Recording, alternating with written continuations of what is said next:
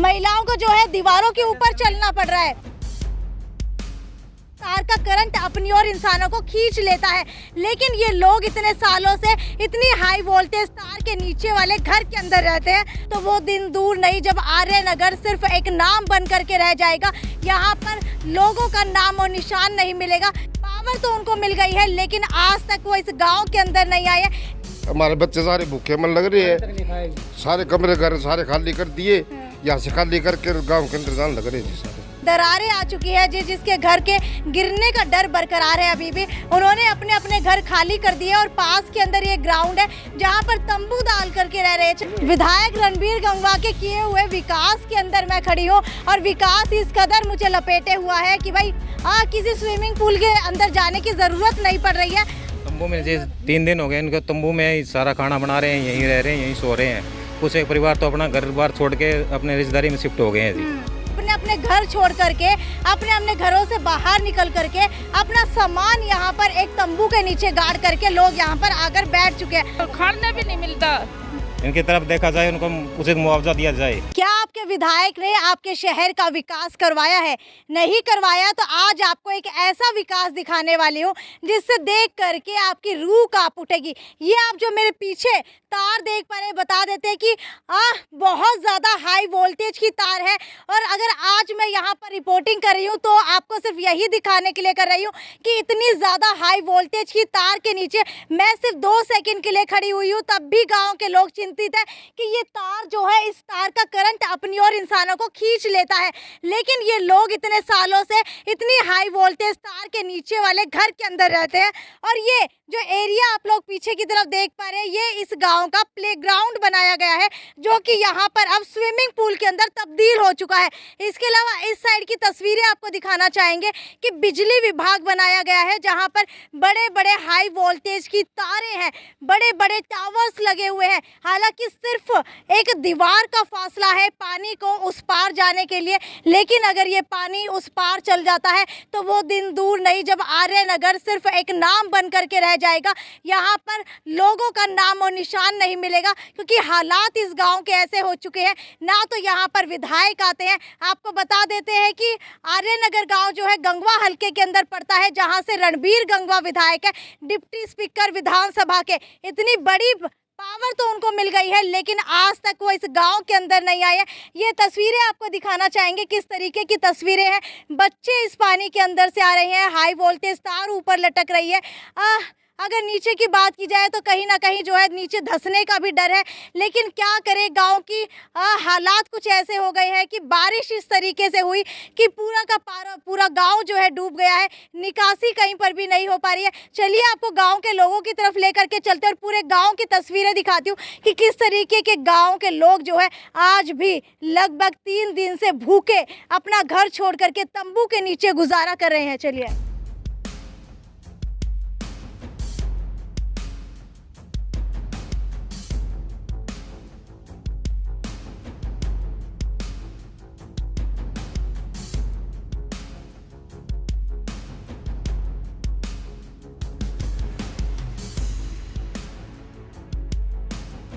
विधायक रणबीर गंगवा के हल्के के गांव के अंदर शामिल होने वाला आर्य नगर, इसकी तस्वीरें आपको दिखाना चाहूँगी। देख सकते हैं तस्वीरें किस कदर विकास इस गांव के अंदर हुआ है। हालांकि बड़े ही आशा के साथ वोट दिया गया था कि अगर रणबीर गंगवा दोबारा से विधायक बनेंगे तो विकास इतना ज़्यादा हो जाएगा कि हमारे कच्चे मकान भी पक्के हो जाएंगे। आपको बता देते हैं कि कच्चे मकान को पक्के बनाना तो छोड़िए, 5 से 6 साल मेहनत मजदूरी करके ये जो मकान यहाँ पर खड़ा किया गया था, हालांकि पक्का मकान बनाया गया था, सिर्फ 1 साल हुआ है, वो भी अब टूटने को तैयार हो चुका है। चलिए आपको अंदर ले जा करके तस्वीरें दिखाते हैं, क्योंकि तस्वीरें इतनी भयानक है। अगर यहाँ से कोई भी आदमी गुजरता है तो उसके मरने का डर भी यहाँ पर है, गिरने का डर है, गिरने के साथ सिर में चोट लगने का डर है। आप बताइए ये मकान किसका है? ये भाई है जी, अपना छोटा भाई जी। अच्छा, दिहाड़ी मजदूरी करके मकान बनाया जी उसने, और ये सारा डैमेज हो गया जी। 5 साल मजदूरी करके फिर मकान बनाया था जी।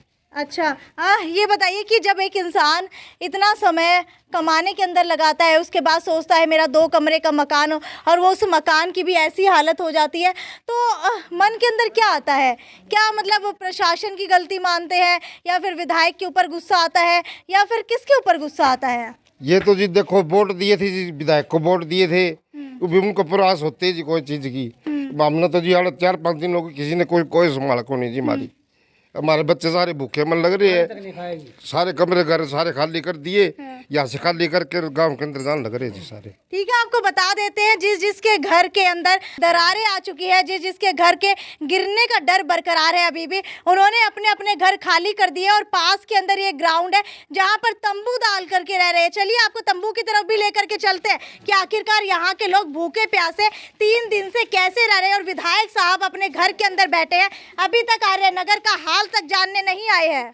विधायक रणबीर गंगवा के किए हुए विकास के अंदर मैं खड़ी हूँ, और विकास इस कदर मुझे लपेटे हुआ है कि भाई किसी स्विमिंग पूल के अंदर जाने की ज़रूरत नहीं पड़ रही है। हालांकि थोड़ा थोड़ा डर तो लग रहा है, लेकिन क्या करें, आपको सारी खबर दिखाना भी ज़रूरी है। और इसके बाद आपको ये भी बता देती हूँ कि रणबीर गंगवा की इस गाँव के अंदर शादी हुई है, यानी कि रणबीर गंगवा आर्य नगर के दामाद है, लेकिन उसके बावजूद भी आज तक यहाँ का विकास नहीं हुआ है।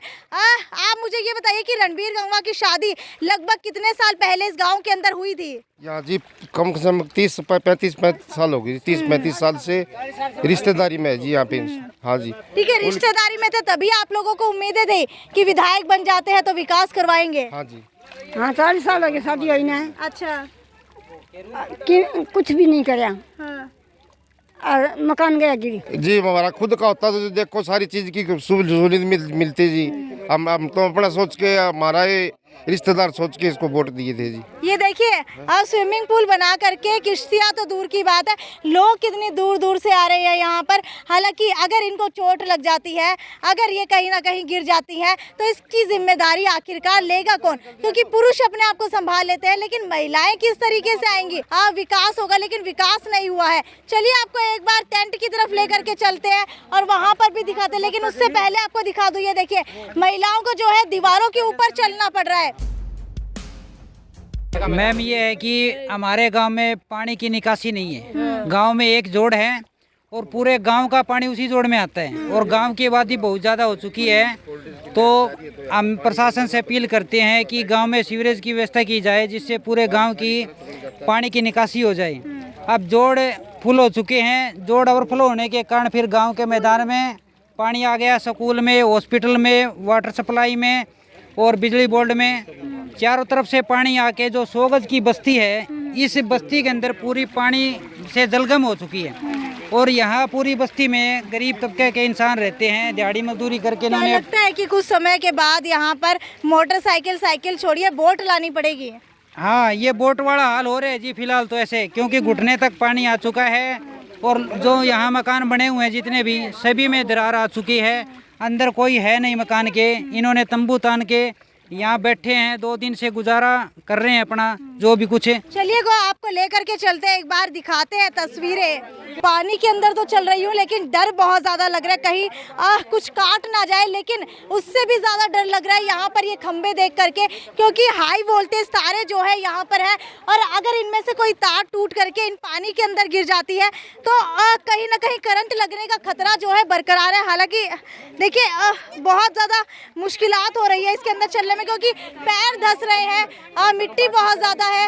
और इसके बाद आपको तंबू की तरफ भी लेकर के चलते हैं कि लोग यहाँ पर हालांकि 3 दिन से रह कैसे रहे हैं। ये जो आप लोग देख पा रहे हैं तंबू यहाँ पर गाड़ा गया है, यहाँ के लोग कोई भी पिकनिक बनाने के लिए ये नहीं आया है, बल्कि आपको बता देते हैं कि अपने अपने घर छोड़ करके, अपने अपने घरों से बाहर निकल करके अपना सामान यहाँ पर एक तंबू के नीचे गाड़ करके लोग यहाँ पर आकर बैठ चुके हैं।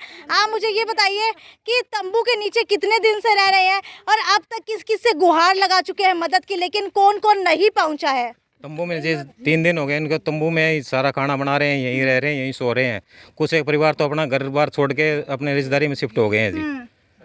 और कल डीसी साहब के पास पेश हुए थे, तो अभी तक कोई प्रशासन से कोई भी अधिकारी नहीं आया यहाँ पे। अच्छा मुझे ये बताइए कि इस एक तंबू के नीचे लगभग कितने लोग रह रहे हैं और कैसे गुजारा कर रहे हैं। सारे जी इकट्ठे दिन में बैठ जाते हैं, रात को भी यहाँ खुले में सो जाते हैं जी। और मकान गिरने का डर है जी यहाँ पर। बिल्कुल अपने अपने मकान छोड़ करके लोग यहाँ पर आकर के बैठ चुके हैं। हालांकि मुझे एक पढ़ी लिखी लड़की जरूर मिली है गांव के अंदर। मुझे आप ये बताइए, इसकी जिम्मेदार किसको मानते हैं आप कि वोट सबको दिए गए थे लेकिन आज आपके गांव की ये हालत हो चुकी है कि सर के ऊपर छत भी नहीं रही।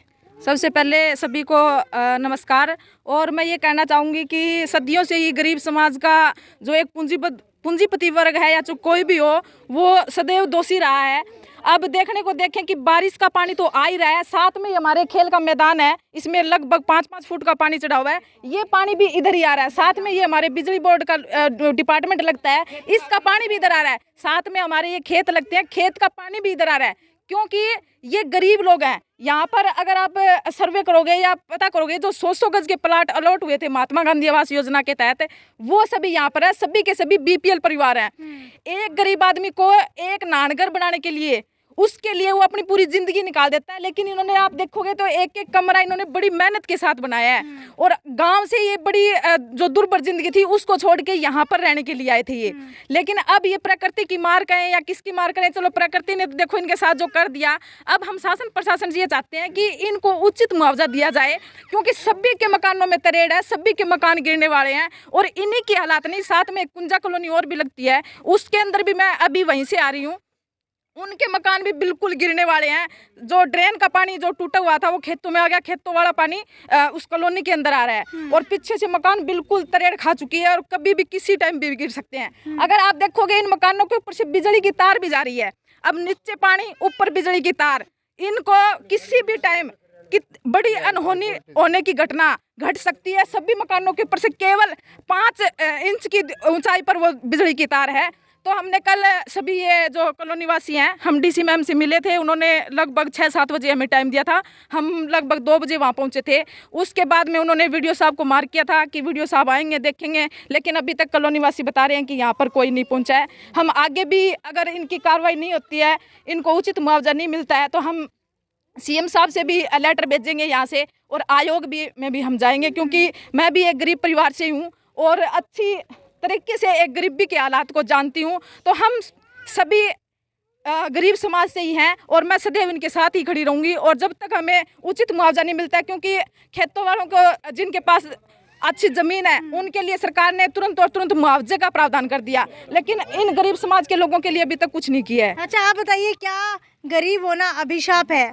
गरीब जिस जमा गरीब है, एक टाइम मन करो दिहाड़ी को नहीं मिलती, घर बैठे रहो तो एक टाइम खाने भी नहीं मिलता जी। बहुत मुश्किल हो रही है खाना खाए। हमने को कई दिन हो गए खाने खाए ना, कम के लगभग 15 दिन हो गया जी। खाना खाए कितने दिन हुए? हाँ 3 दिन के थोड़ा टुकड़ा कैसे बातें हैं, बच्चे भूखे रहते हैं। छत गिर रही है जी, छत गिरी है, नीचे आगे पड़ी, डांट पड़ गई जी नीचे। आप बताइए, अब आखिर के अंदर शासन प्रशासन से क्या अपील करना चाहेंगे? अपील यही करना चाहते हैं जी, इनकी तरफ देखा जाए, उनको उचित मुआवजा दिया जाए।